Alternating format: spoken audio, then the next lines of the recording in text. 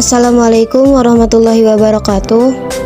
Perkenalkan, nama saya Siti Indana Zulfa, kelas Manajemen Pendidikan Islam 1A, NPM 21106311200033, mata kuliah studi hadis, dosen pengampu Ibu Hajah Debibik Nabilatul Fauziah. Saya di sini membuat video ini dengan tujuan untuk memenuhi tugas dari Ibu Hajah Debibik Nabilatul Fauziah, mata kuliah studi hadis.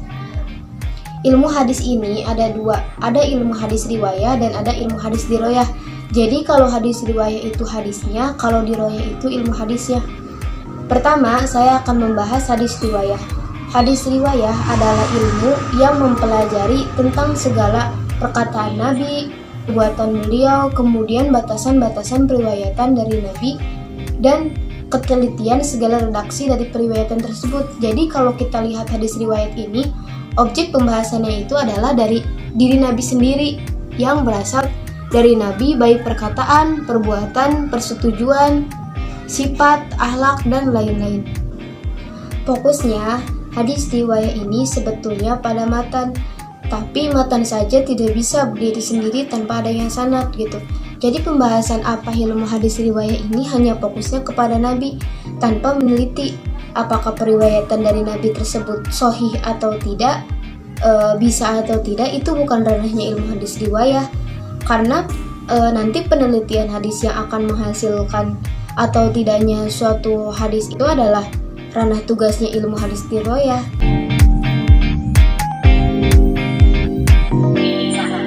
Berikutnya, yang kedua, ilmu hadis diroyah.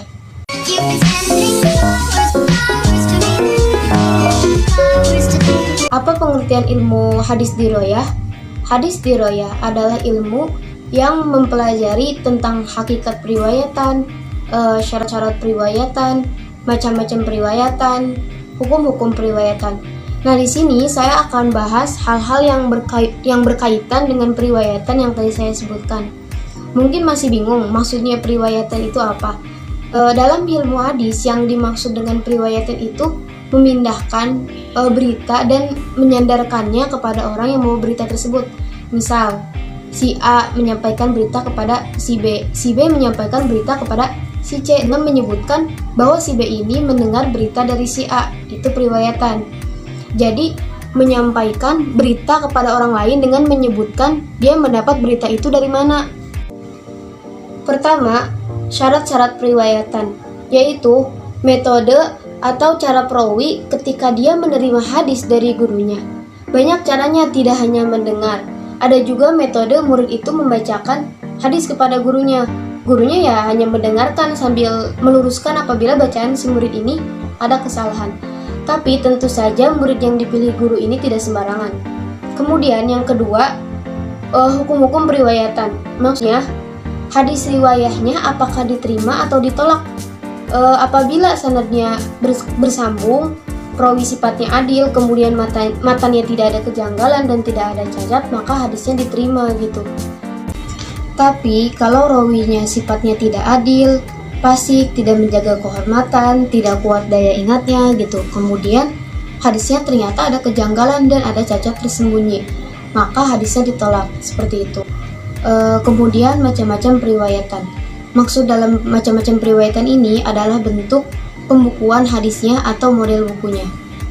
Yang terakhir adalah hal-hal yang berkaitan dengan periwayatan. Maksudnya adalah istilah-istilah yang dipakai ahli hadis dalam penelitiannya.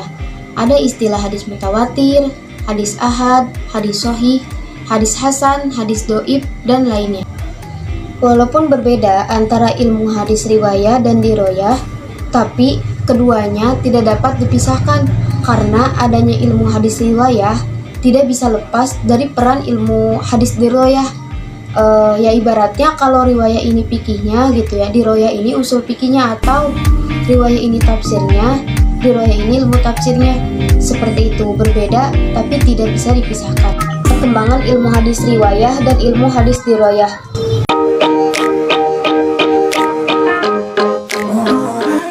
Di sini pertama, saya akan membandingkan sejarah perkembangan hadis dan sejarah perkembangan ilmu hadis. Kita bisa lihat pada masa Nabi, hadis itu dilarang untuk ditulis karena takut bercampur dengan Al-Quran. Namun, larangan ini sifatnya sementara saja karena Nabi membolehkan juga hadis untuk ditulis. Sekarang ilmu hadisnya. Bagaimana sejarah perkembangan ilmu hadis? Pada masa Nabi sebetulnya sudah ada. Pada masa Nabi itu dasar-dasar atau cikal bakal adanya ilmu hadis yaitu dalam Al-Quran. Nah, ilmu hadis itu apa sih tujuannya? Kita belajar ilmu hadis tujuannya agar kita mengetahui bahwa hadis itu apakah benar berasal dari Nabi.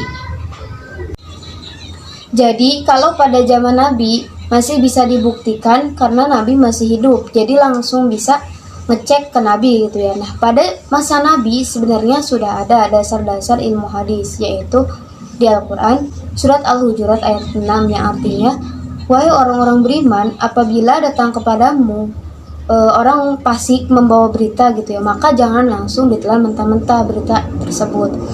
Tapi harus dicek dan repeat terlebih dahulu kebenarannya, karena apabila beritanya bohong, maka nanti tersebar dan akan menjadi fitnah. Nah itu ya, ini anjuran suruhan untuk mengecek kebenaran suatu berita itu sudah ada dalam Al-Quran, yaitu menjadi dasar ilmu hadis pada masa Nabi. Kemudian selanjutnya masa sahabat berkembang hadis riwayah. Pada masa sahabat itu disebut dengan masa talil riwayah atau pembatasan periwayatan. Seperti apa maksudnya? Pembatasan periwayatan sahabat ini tidak sembarangan dalam mengucapkan hadis begitu saja, dan tidak sembarangan dalam menerima hadis dari orang lain gitu. Menerima hadis dari orang lain, para sahabat ini mensyaratkan orang tersebut harus membawa saksi, 2 orang saksi. Nah, baru hadis tersebut bisa diterima. Berikutnya, pada masa tabi'in. Masa tabi'in, sejarah perkembangan hadisnya adalah sudah dibukukan atas perintah resmi dari Khalifah Umar bin Abdul Aziz. Ya, tokohnya yang melakukannya itu Ibnu Syihab Az-Zuhri. Namun, walaupun hadis sudah ditulis, masih bercampur dengan perkataan dan fatwanya sahabat. Bagaimana perkembangan ilmu hadis di riwayahnya? Ilmu hadis juga sudah ditulis pada masa tabi'in, namun masih bercampur dengan ilmu yang lainnya. Seperti Imam Syafi'i ini menulis buku tentang usul fikih, Ar-Risalah ini usul fikih, Al-Um itu tentang fikih, tetapi di dalamnya ada pembahasan tentang ilmu hadis. Ini sudah dibukukan namun masih bercampur dengan yang lain. Berikutnya, pada periode tabi'in, sejarah perkembangan hadis telah mencapai puncak keemasan. Sudah dipisah dari yang bukan hadis. Kemudian muncul kutubus sitah. Sedangkan sejarah perkembangan ilmu hadis penulisannya dari ilmu yang lain, namun pembahasannya masih satu pembahasan, belum seluruh pembahasan ilmu hadis itu semuanya tercakup. Baru pada masa berikutnya, setelah masa tabi'in, ilmu hadis ini berdiri sendiri. Satu buku itu sudah semua pembahasan ilmu hadis, walaupun belum lengkap, belum sempurna.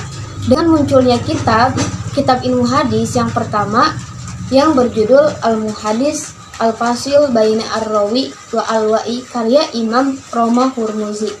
Ini saja yang saya bisa sampaikan. Mohon maaf bila ada kesalahan dan kekurangan, karena saya masih dalam proses tahap pembelajaran. Wabillahi taufiq wal hidayah. Wassalamualaikum warahmatullahi wabarakatuh.